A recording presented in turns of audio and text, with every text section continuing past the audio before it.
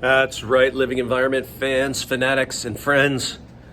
It's a time of day, the beginning of living environment class, where you do the daily bell ringer, your chance to review and respond to the work or to the ideas that I've been throwing at you over the last few days. So let's do today's bell ringer now.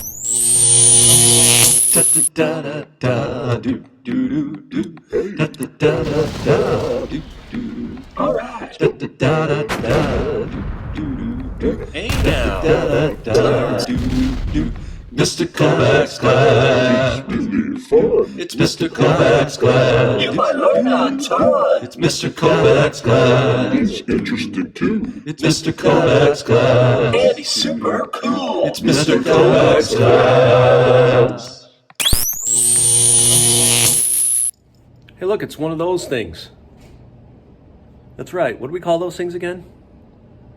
That's right. It's a way to predict offspring combinations between two parents. It's called the Punnett square, right? And remember, it's a model saying that, like for mom is going to make an egg cell. In her egg cell, she's going to put a copy of the chromosomes she got from mom or a copy of the chromosomes she's got from dad. And those chromosomes will be carrying genes. And the genes might be similar, or they might be, the genes all be the same, but they might be different alleles, right? Like eye color is a great example. Eye color is on chromosome number 15, right? And she might be carrying or has both brown and blue. She's going to pass one of those on to her offspring, right? Dad's the same way, right? If you want to know the chances of becoming homozygous dominant in this regard, homozygous would be 1 out of 4. Heterozygous would be 2 out of 4. But since the homozygous dominant and heterozygous would have the same phenotype, the phenotype would be 3 out of 4. Yeah, it's math, but it's not that big a deal. Chance of the homozygous recessive showing up, 1 out of 4, right? That would be less likely. But it doesn't mean impossible. I mean, likelihood doesn't mean possibility.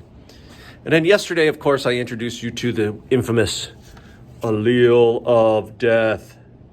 Allele of death. Allele of death. Scary?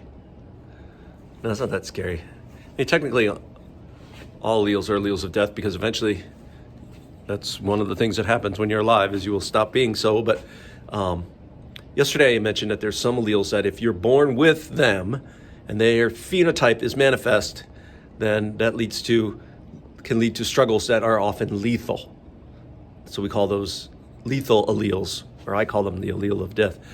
And we're going to be studying some that have different levels of lethality. Is that the word? Lethalness? Lethality? Right? Different levels. And you're going to be studying those. That's what you'll be doing in lab over the next few days. The rest of this week is you'll become an expert in one of those lethal alleles or one of those alleles of death and how they affect people who inherit them. I introduced you to 2 of them yesterday in class. One was Tay-Sachs disease. Again, I don't know if I like using the word disease. It's probably better to say condition because it's not really a disease. Disease implies you can catch it, and you can't really catch it. You have to be born with the genes. You have to inherit the disorder, the condition. So maybe we should change this to Tay-Sachs condition. And if you have Tay-Sachs condition, you've inherited homozygous recessive of a mutated, broken gene to make what's called the Hex A protein. This causes a number of effects as you develop after your birthday, including demyelinization of nerve cells and the buildup of fatty tissue or fats inside of nervous cells, which basically shut them down. And so what happens in Tay-Sachs is a person, if they have the condition, they're born, but then have, as they age, they start to have some issues with brain function, which usually, because they're so young, leads to really kind of simplistic behaviors like losing the ability to crawl or to sit up, and then eventually body system shutting down. Unfortunately, if you were suffering from Tay-Sachs condition, your life expectancy is like 3 to 4 years. the only benefit of that, there really is no benefit to that, but the only benefit you could say is that if you're only going to live to be 3 to 4 years old, you're not going to pass those genes on to the next generation. So yeah, Tay-Sachs is very rare. It's quite rare. What's interesting to me, and this is what I talked about in classes, we kind of remember that genes, mutations occur in people, in places, at times, and in order for them to become prevalent like Tay-Sachs, they have to be passed on.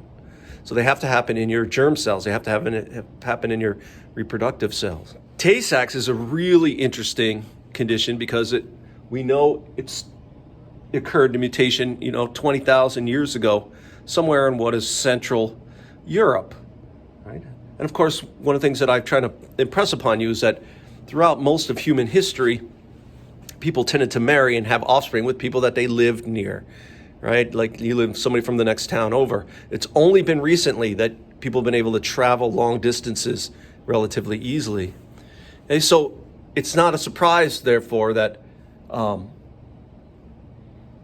genes like Tay-Sachs condition show up in areas more often than others. The place where the mutation happened is most likely going to be the place where it shows up. Likewise, if you have like traditions about who you get to marry and who you don't marry, you might wind up with pockets of weird allele, I don't want to call them weird, but pockets of alleles showing up in certain populations, certain places. That's true of Tay-Sachs.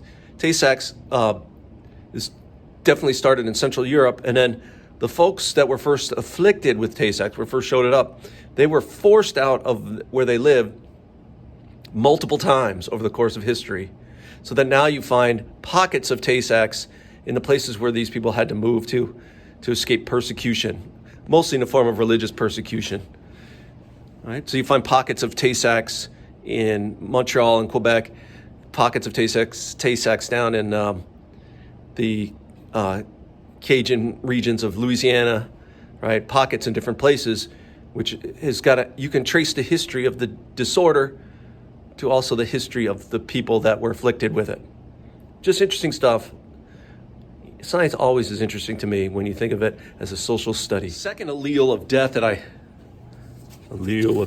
introduced you to was called Huntington's disease or Huntington's condition. And what made it different is that Huntington's is not a recessive allele, it is dominant. So if you get one copy, it's going to show up. But what's interesting about it is you won't have the lethal effects until you're at least 30 to 40 years old, which means there's a good chance you've already passed any copies you might have had on to your offspring. So that's another example of a lethal allele